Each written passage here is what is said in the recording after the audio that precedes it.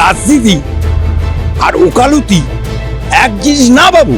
উকিল হিসাবে বিকাশ রঞ্জন মামলা লড়ছে, সুতরাং बोलने वाला बोलবে, सुनने वाला सुनবে, लेकिन विकास रंजन का इसका कोई आँच नहीं पड़ेगा। क्लाइंट আমার, মামলা আমার, লড়াই আমার।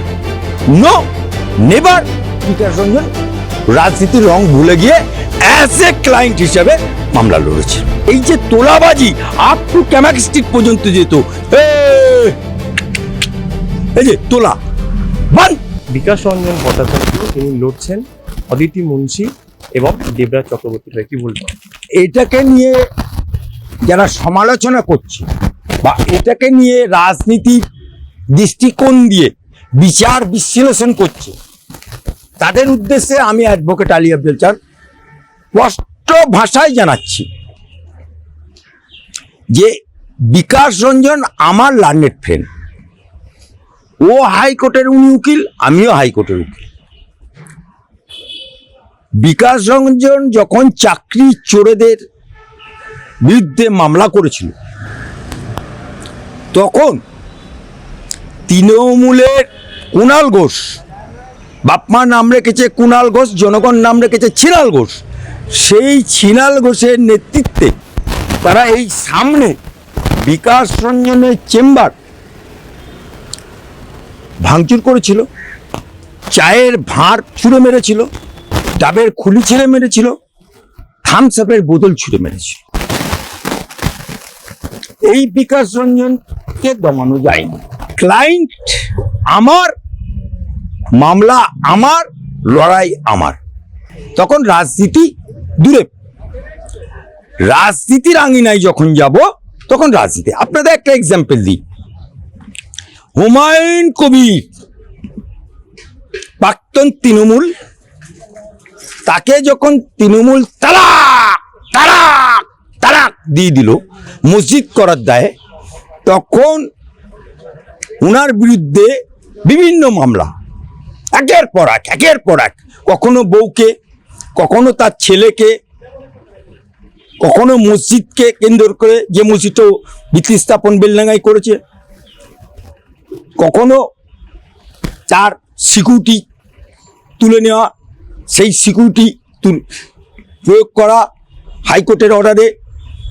সে যখন দল তৈরি করলো, সে যখন প্রার্থী হলো, নওদাতে তার এজেন্ট বসতে না দিয়া মারামারি করা, সমস্ত মামলা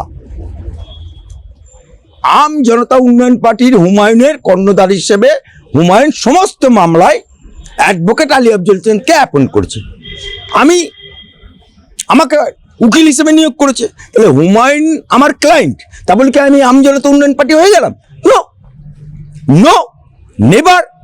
কিন্তু হুমায়ুনকে আমার ক্লায়েন্ট হিসেবে যখন আসবে, তাকে রিলিফ দেবার দায়িত্ব, তাকে প্রোটেকশন দেবার দায়িত্ব অল আমার। ঠিক সেই রকমভাবে দেবরাজ কি পার্টি করে, কি চুরি করেছে, কি না করেছে, সেটা রাজনীতির ব্যাপার। কিন্তু যখন সে কোর্টে আদালতে চলে এলো, যখন সে উকিল হিসাবে পাওয়ারনামা দিয়ে দিল বিকাশ রঞ্জনকে, তখন কিন্তু বিকাশ রঞ্জন রাজনীতির রং ভুলে গিয়ে অ্যাজ এ ক্লায়েন্ট হিসাবে মামলা লড়েছে। সুতরাং এর সাথে রাজনীতি আর ওকালতি এক জিনিস না বাবু। রাজনীতি রাজনীতির জায়গায় থাকবে, ওকালতি ওকালতির জায়গায় থাকবে। তাহলে আমি হুমায়ুনের কেস লড়েছি, হুমায়ুনের পার্টির কেস লড়েছি, আমি বিশ্ব হিন্দু পরিষদের কেস লড়েছি, বিশ্ব হিন্দু পরিষদের হয়ে মামলা লড়েছি। তা আমি কি বিশ্ব হিন্দু পরিষদ হয়ে গেছি? No never. কিন্তু আমি তো মুসলমান, আমি বিশ্ব হিন্দু পরিষদের মামলা লড়েছি। কেন? ও আমার ক্লায়েন্ট। বিকাশ রঞ্জন হতে পারে সিপিএম, কিন্তু যখন দেবরাজ ওনারকে পাওয়ারনামা দিল, তখন দেবরাজ ক্লায়েন্ট, উকিল হিসাবে বিকাশ রঞ্জন মামলা লড়েছে। সুতরাং बोलने वाला बोलবে, सुनने वाला सुनবে, কাজ करने वाला কাজ করবে। আর সমালোচকরা जितना हो समालोचन करो, लेकिन विकास रंजन का इसका कोई आँच नहीं पड़ेगा। তাহলে আপনি তাহলে কুণাল ঘোষ যদি আসে বা অভিষেক বন্দ্যোপাধ্যায় লড়বেন, তাহলে কিছু বলে আপনাদের? হ্যাঁ, আমি যখন কোর্টে থাকবো, আমি যখন কালো কোট পরব, কেন সোনা বৌদি সোনা পাচার করতে গিয়ে যখন ধরা পড়েছিল আরাবুলে তো সব মামলা আমি লড়ছি, ও তো তৃণমূল, তা আমি তৃণমূল হয়ে গেছি? আমি তো তৃণমূলের গোষ্ঠীর ছাদ্য করে দিই। আমি তৃণমূল ক্ষমতায় থাকাকালীন মমতা ব্যানার্জির গোষ্ঠীর ছাদ্য করেছি, এখনো করছি।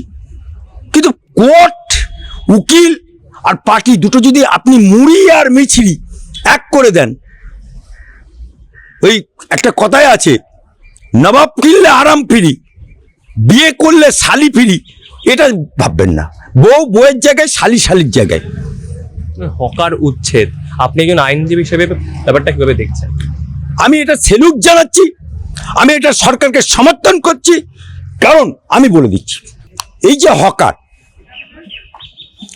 যারা রাস্তা জুড়ে হকারি করছে, আমার এই হাইকোর্টের বুকেও হকারি করছে, বা এখানে গাড়ি রাখছে, এই হকার আর কার পার্কিং, এই যে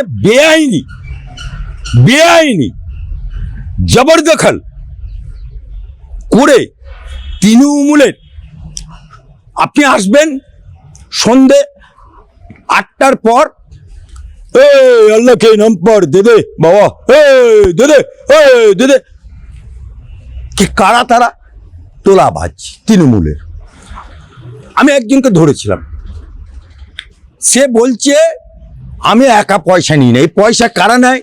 এই পয়সা 50% নেয় পুলিশ, 50% নেয়, তার 25% নেয় তৃণমূলের নেতারা, তারপরে যারা এই দেখভাল করে আইএনটিটিউসির নাম করে তারা নেয়।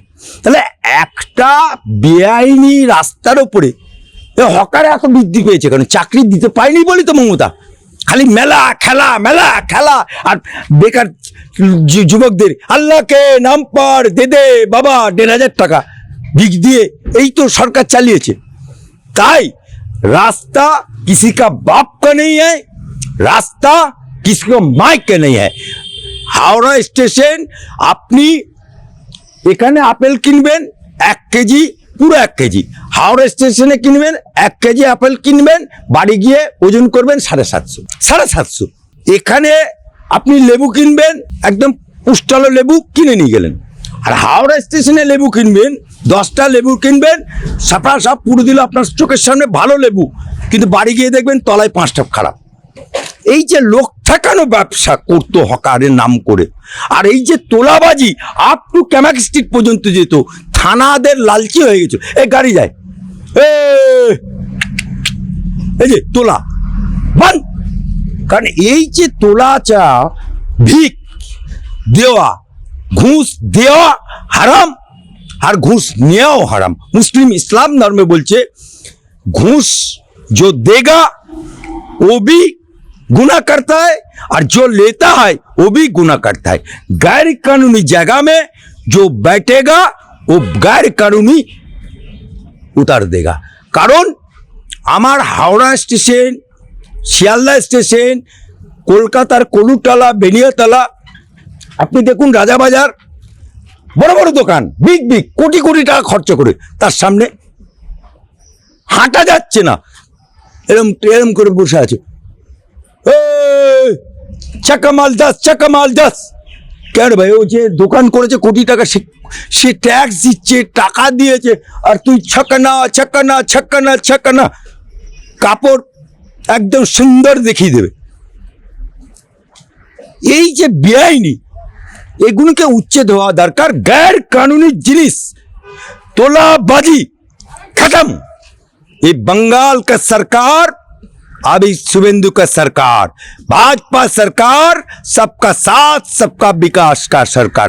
तोलाबाजी, धंधाबाजी, पुष्पागिरी जो करेगा उसका नानी याद हो जाएगा। আপনি রেলের কথা উল্লেখ করলেন, আমরা দেখি যে শোভাবাজার সংলগ্ন অঞ্চল, বিভিন্ন পার্ক সরকার সংলগ্ন অঞ্চল, যেখানে রেলের জায়গায় সেখানে বসবাস স্থাপন করছেন এবং রেলের পাশে তারা রান্না বান্না করছেন, তারা কি তাদেরকে উচ্ছেদ হওয়া দরকার? শুধু রেলের জায়গা না বাবু, আজকে আমার মেট্রো রেল সম্প্রসারণ করতে গিয়ে পশ্চিমবঙ্গ সরকার জায়গা দেয়নি। আমার করিডোর বাংলাদেশের সাথে কয়েকশো কিলোমিটার ওপেন, বাংলাদেশি আসছে, পড়ায় মাল আপনাচ্ছে, তারা আবার ভোটও দিচ্ছে, আবার সন্ত্রাস করে চলেও যাচ্ছে। এই যে ব্যারিকেড আজকে বিএসএফ দিচ্ছে, এতেই আচারাম খাতারাম বাংলাদেশের হয়ে যাচ্ছে। আজকে এই ব্যারিকেড দিচ্ছে বলে, শুভেন্দু এসছে বলে জায়গা ব্যারিকেড করা হয়েছে। আজকে যে বেআইনি মনে হচ্ছে বাপের সম্পত্তি, 20 বছর আছে মানে ওর জমিদারি। আজকে দেখবেন এরকম খোঁটা পোতা আছে, রাত পোয়াবে খোঁটাটা এরকম সোজা হয়ে যাবে, আবার তারপর দিন আবার সোজা হয়ে যাবে, মানে আমাগো দেশ হয়ে যাচ্ছে। এই যে আমাগো দেশ বানানো বেআইনি, এটা খতম খতম খতম।